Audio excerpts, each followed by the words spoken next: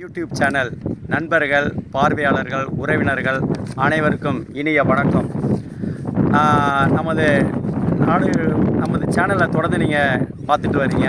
நிறைய விழிப்புணர்வு காணொலிகளை வெளியிடுறோம், நல்ல கருத்துக்களை பதிவிடுறீங்க. ஆனால் நிறைய பேர் சப்ஸ்கிரைப் செய்யாமல் பார்க்குறீங்க. அதனால் சப்ஸ்கிரைப் செய்துட்டு பெல் பட்டனை அழுத்திட்டு பார்க்கணும் அப்படின்னு ரொம்ப உங்களை அன்போடு கேட்டுக்கிறோம்.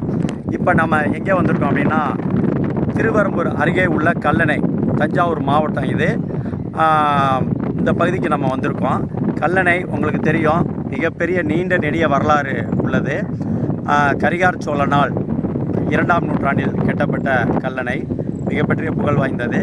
இந்த கல்லணை காவிரி ஆறு இங்கே கல்லணை டேம் இங்கேருந்து 4ஆக பிரிந்து காவிரி, கொள்ளிடம், புதாறு, வெண்ணாறு அப்படின்னு பிரிஞ்சு 4 வகையாக டெல்டா பகுதியான தஞ்சாவூர் மாவட்டம், மயிலாடுதுறை, நாகப்பட்டினம், திருவாரூர் மாவட்டங்களுக்கு விவசாயத்துக்கு பாய்ந்து கடலில் போய் கலக்குது காவிரி. இதுதான் இதனோட விளக்கம். இது உங்களுக்கு தெரியாதில்ல. இப்போ நம்ம என்ன சொல்ல வந்திருக்கோம் அப்படின்னா, இந்த காவிரி மேட்டூர் டேம்லேருந்து நமக்கு தண்ணி வரும். ஜூன் 12ஆம் தேதி மேட்டூர் டேம் திறக்கப்பட்டு, இந்த நேரம் பார்க்க போனால் இங்கே கல்லணைக்கு மிக சரியாக 16ஆம் தேதி கல்லணை இங்கே தண்ணீர் டெல்டா விவசாய மக்களுக்கு திறப்பாங்க. அதுக்கப்புறம் ஜூன் மாதம் 30ஆம் தேதி கடைமடை பகுதிகளுக்கு முழுமையாக பாய்ந்துடும். ஆனால் இப்போ பாருங்கள், இன்றைக்கி நம்ம இந்த காணொலி எடுக்கிற இந்த நேரம்னு பார்க்க போனால் இன்றைக்கி ஜூலை 8ஆம் தேதி. ஆனால் இந்த காவிரி பாருங்கள், தண்ணி வராமல், இந்த வருஷம் தண்ணி வராமல் அப்படியே வறண்டு கிடக்கு பாருங்கள். காவிரி கரை புரண்டு ஓட வேண்டிய இதில் மணல் கரை புரண்டு ஓடுது, தண்ணீர் கரை புரண்டு ஓடணும். ஆனால் இங்கே மணல் கரை புரண்டு ஓடிக்கிட்டு இருக்கக்கூடிய அவ்வளோமான சூழல் இருக்குது. நாம் இப்போ என்ன சொல்ல வரோம் அப்படின்னா, கர்நாடகாவில் நல்ல மழை பெய்தால், அங்கே கபினி டேம் நிறைந்தால் அங்கேருந்து திறந்து விடப்படக்கூடிய தண்ணீரை தான் நம்ம இது வரைக்கும் பயன்படுத்தி வந்துருக்கோம். இது நமக்கு பங்களிப்பு முறையாக கர்நாடகா கொடுக்கணும் அப்படின்னு சொல்லி காவிரி ஒழுங்காற்று ஆணையம் ஒன்று உருவாக்கப்பட்டு மத்திய அரசால் நமக்கு தமிழகத்துக்கு இவ்வளோ தண்ணி திறந்து விடணும் அப்படின்னு ஒரு அளவுகள்லாம் சொல்கிறாங்க. ஆனால் ஒரு நாளும் கர்நாடக அரசு அதை மதித்ததாக வரலாறே கிடையாது. ஒவ்வொரு முறையும் அந்த காவிரி ஒழுங்காற்று ஆணையம் என்ன சொல்கிறாங்களோ, அந்த நதிநீர் ஆணையம் சொல்கிறத ஒரு நாளும் கர்நாடக அரசு மதிப்பது கிடையாது. அதனால் நமக்கு முறையாக தண்ணி கிடைக்கிறதே கிடையாது. இது நீண்ட நெடிய கால பிரச்சனையாக இருந்துக்கிட்டு இருக்குது.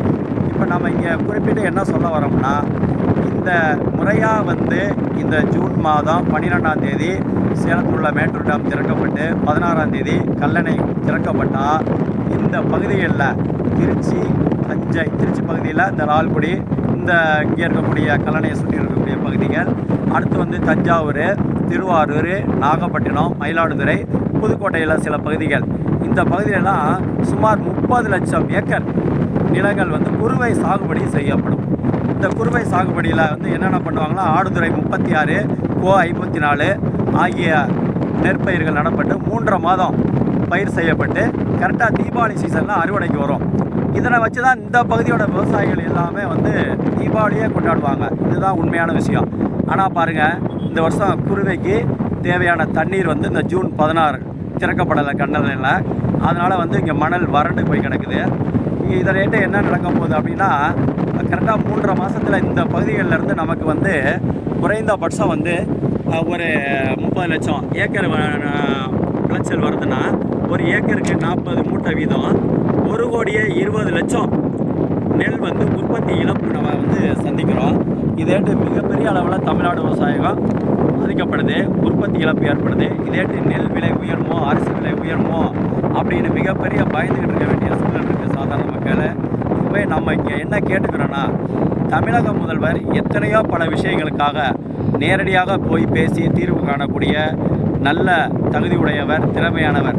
அப்படிப்பட்ட தமிழக முதல்வர் ஏன் தமிழ்நாட்டு விவசாயிகளுக்காக கர்நாடகத்தில் ஆளக்கூடியது திமுக கூட்டணியோட காங்கிரஸ் ஆட்சி தான் இங்கே ஆள்றாங்க. அப்போ காங்கிரஸ் ஆட்சி இவங்களோட கூட்டணி கட்சி தான் காங்கிரஸ் கட்சி. ஏன் தமிழக முதல்வர் தமிழ்நாட்டு மக்களுக்காக கர்நாடக முதல்வரிடம் கை குலுக்கியாவது, ஒரு நட்புறவோடு கை குலுக்கியாவது தண்ணீர் கேட்கணும், கேட்டால் என்ன, ஏன் கேட்காம இருக்கீங்க அப்படின்னு தான் இந்த காணொலியில் தமிழக முதல்வருக்கு நம்ம கோரிக்கை வைக்கிறோம். ஆகவே இந்த காணொலியை பார்க்கக்கூடிய நண்பர்கள், உறவினர்கள், குறிப்பாக விவசாயிகள் அனைவரும் நம்ம தமிழக முதல்வருக்கு கண்டிப்பாக கர்நாடக முதல்வரிடம் நட்பாக கைகுலுக்கி தண்ணீர் கேட்டு பெற்றுக் கொடுத்து இந்த விவசாயிகளோட வாழ்வாதாரத்தை காக்கணும் அப்படின்னு நமது நாடு யூடியூப் சேனல் வழியாக நாம் கேட்டுக்கிறோம். இதை பார்க்கக்கூடிய நண்பர்கள், உறவினர்கள், பார்வையாளர்கள், விவசாயிகள் அனைவரும் இந்த காணொலியை தமிழக முதல்வர்களுக்கு பகிரணும், நிறைய நண்பர்களுக்கு பகிரணும், இந்த காணொலிக்கு வலு சேர்க்கணும் அப்படின்னு கேட்டு மீண்டும் நல்லதொரு சூழலில் நாம் நல்லதொரு காணொலியை தங்கள் முன் வெளியிடுவேன் என்று அன்பாக கூறி விடைபெறுகின்றேன். நன்றி, வணக்கம், வாழ்க வளமுடன். நன்றி.